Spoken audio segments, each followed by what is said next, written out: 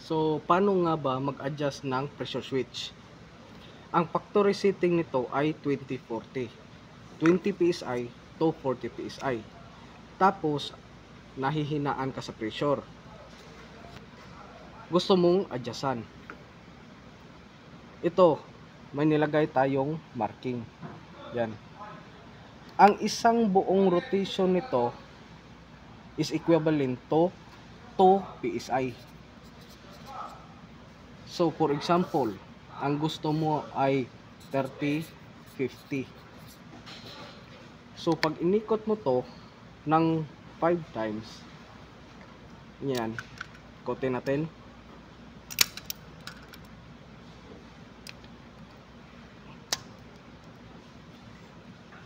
Isa, dalawa, tatlo, apat, lima. So sa 5 na ikot,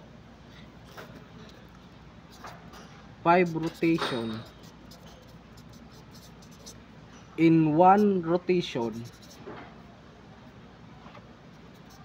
is equal to 2 PSI times 5 rotation equals 10 PSI. So ngayon, ang setting na ng pressure switch mo ay 30 to 50. Long hindi mo pa in-adjust, 20, 40. So nag-increase ka ng 10 PSI. So kapag niluwagan mo naman, yun yung reduce niya. Ito, kita mo. May positive for rotation. Yung pahigpit, yun yung pa-increase ng pressure. Yung paluwag, yun yung pampababa ng pressure. So ganun lang mag-set ng pressure switch. At kung gusto nyo naman ng for example 20 to 50 PSI, itong cut off niya ang gusto nyong increasean. Ang hihigpatan nyo itong maliit, same pa rin siya, 2 PSI per rotation. Sa isang rotation 2 PSI yung increase niya. So 5 rotation magiging 20-50 na yan. So nag-increase ka ng cut off mo ng 10 PSI.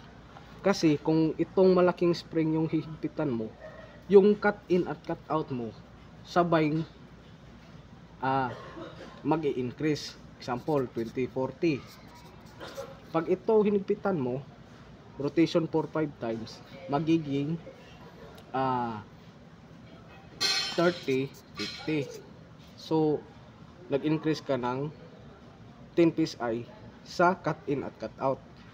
Tapos itong maliit, ang ini-increase lang nito yung cut off or yung cut out. So ito yon 20 at saka 50. So dito ka nag-plus ng 10. So yan yung basic na pag-adjust ng pressure switch.